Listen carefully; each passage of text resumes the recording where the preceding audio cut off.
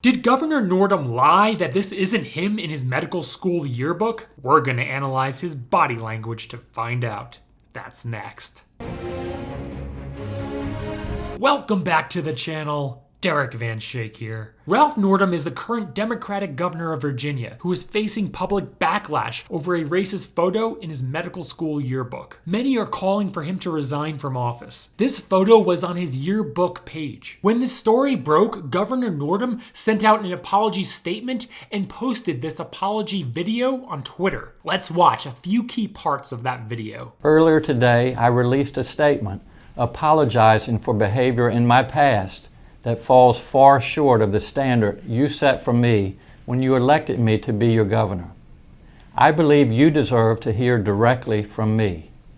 That photo and the racist and offensive attitudes it represents does not reflect that person I am today. I am deeply sorry. I cannot change the decisions I made, nor can I undo the harm my behavior caused then and today. But I accept responsibility for my past actions, and I am ready to do the hard work of regaining your trust. However, the next day, he surprises everyone and denies that it was him. But did he lie? Let's analyze his body language at this press conference to find out. With that in mind, I would like to read a statement. People who lie prefer to read from a statement as opposed to speak openly, because when it's rehearsed, the liar is able to practice saying the lie with rehearsed, truthful body language to have a better chance at coming across as more truthful. Also, if they read from a piece of paper, they can avoid eye contact with everyone in the room. About these events, and then I will be glad to take your questions.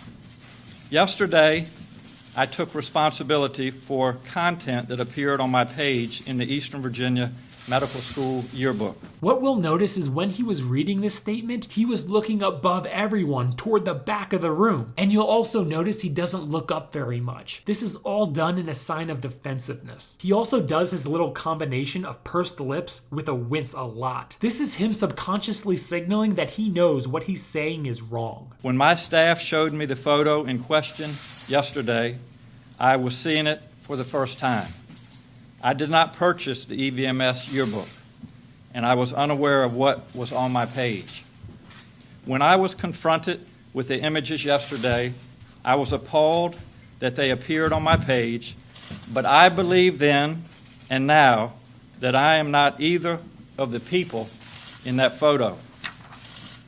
There were a lot of signs of deceitfulness here during this key part of his statement. I'm going to rewind it back so you can look for them yourself. But I believe then and now that I am not either of the people in that photo.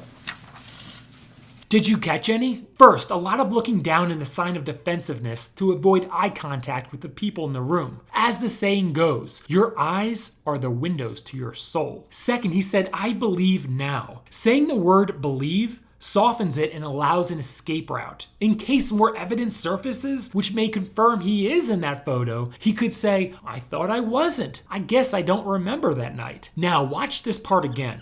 But I believe then and now. If he believed yesterday he wasn't in the photo, why did he apologize yesterday for being in the photo? That photo and the racist and offensive attitudes it represents does not reflect that person I am today. He doesn't have his story straight, and it doesn't make sense. Very common of someone who's lying. Also, tightly pursed lips indicating holding back the truth, and a big nervous gulp after saying his big denial. He's not being truthful. In the hours since I made my statement yesterday, I reflected with my family and classmates from the time and affirmed my conclusion that I am not the person in that photo.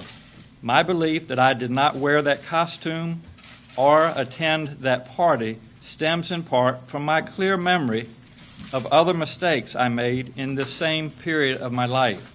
That same year, I did participate in a dance contest in San Antonio, in which I darkened my face as part of a Michael Jackson costume. You may wonder why he's even admitting this. This is his way of diverting and also making it appear he's open and honest. Yes, he'll get some backlash over it, but he wants to focus the national discussion away from that yearbook photo so he can ride this out. I look back now and regret that I did not understand the harmful legacy of an action like that.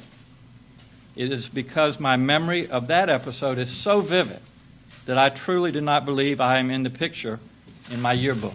At the end of his statement, he tells everyone that this is actually a learning experience, and he needs to stay in office so he can heal the state. I want to assure everybody, number one, that that is not my picture.